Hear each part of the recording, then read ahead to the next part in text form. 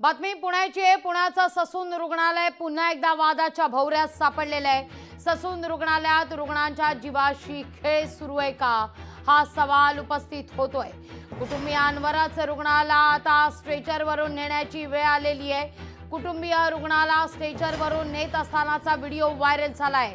Staff कमी की Sassoon रुग्णालयाचा रुग्णांकडे दुर्लक्ष, असा सवाल यातून उपस्थित होतोय।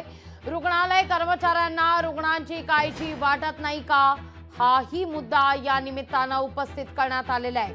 ही दृश्य आपण पाहतोय, ससून रुग्णालयातील हा पेशंट आहे आणि रुग्णाला आता रुग्णाच्या नातेवाईकांना स्ट्रेचरवरून नेल्याचा हा प्रकार आपण पाहतोय।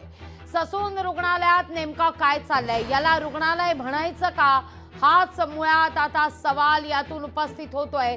या ठिकाणी डॉक्टरही बऱ्याचदा आपण पाहतो, अगदी गेल्या 2-3 महिन्यांपासून सातत्यानं ज्या घटना घडतायत त्यातही अनेक डॉक्टरांची नावं हे प्रकारात विविध भोंगळ कारभारात समोर येताना दिसतायत आणि आता कर्मचारी रुग्णांकडे लक्ष देतात का, हा मुद्दा या ठिकाणी उपस्थित होतोय। याविषयी अधिक माहिती घेण्याकरता थेट जाते पुण्याला आमचे प्रतिनिधी चंद्रशेखर भांगे यांच्याकडे। चंद्रशेखर, काय चाललंय ससूनमध्ये? म्हणजे ससून रुग्णालय याला म्हणायचं की भोंगळ कारभाराचं डेस्टिनेशन म्हणायचं, हा खरं तर सवाल यातून निर्माण झालेला आहे।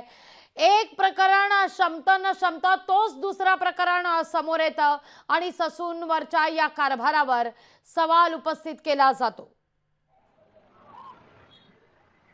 नक्कीच खरं तर ससून जे सर्वोपचार रुग्णालय आहे, या रुग्णालयामध्ये पश्चिम महाराष्ट्रासह नगर, नाशिक आणि बऱ्याचशा जिल्ह्यातून त्या ठिकाणी रुग्ण उपचार करण्यासाठी येत असतात। खरं तर अक्षरशः आपण जो व्हिडिओ बघत आहोत, तर त्या व्हिडिओमध्ये नातेवाईकच रुग्णाला स्ट्रक्चरवरून घेऊन जाताना दिसत आहेत। खरं तर ससून रुग्णालय जे आहे ते गेल्या 2 वर्षापासून वादाच्या भोवऱ्यामध्ये अडकलेलं आहे। ससूनमधून ड्रग्ज माफिया ललित पाटील हा ड्रग्जचं रॅकेट चालवायचा। त्यानंतर ससूनचा डॉक्टर अजय तावरे त्या ठिकाणी किडनी तस्करी करण्याच्याही बातम्या लोकशाहीने सर्वप्रथम दिल्या होत्या। त्यानंतर आपण पाहिलं की विशाल अग्रवालच्या प्रकरणामध्ये ब्लडचं सॅम्पल हेराफेरी प्रकरणामध्ये ससून रुग्णालय चर्चेत आलं होतं आणि आता ससून रुग्णालयातील जे सुविधा आहेत त्या मोठ्या प्रमाणात आपल्याला दिसायला लागले आहेत। शासन करोडो रुपये जे आहेत ते अनुदान ससून रुग्णालयासाठी देत असतं, परंतु त्या ठिकाणची सुविधा मात्र आपल्याला अत्यंत खालच्या दर्जाची दिसत आहे। तर रुग्ण जे आहेत ते उपचारासाठी येत असतात, परंतु त्या रुग्णालाच आता कुठेतरी डॉक्टर कंपाऊंडर म्हणून त्या ठिकाणी उपचार करावा लागतो का, अशी वेळ चालली म्हणावं लागेल। कारण रुग्णाच्या नातेवाईकाला त्या ठिकाणी रुग्णाला स्ट्रक्चरवरून त्या ठिकाणी घेतानाचा व्हिडिओ लोकशाहीच्या हाती लागलेला आहे। निश्चित, अगदी थोडक्यात या सगळ्या संदर्भात चंद्रशेखर, रुग्णालय प्रशासनाला विचारणा केली का, त्यांचं नेमकं काय म्हणणं होतं यावर, काय नेमकं पाणी कुठं मुरतं या सगळ्या प्रकारामध्ये?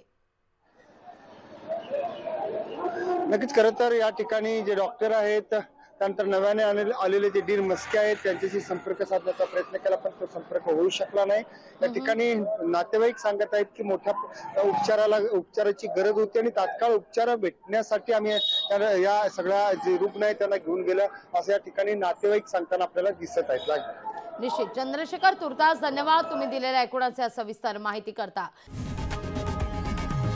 लोकशाही मराठी ऐका, पहा, जागरूक रहा।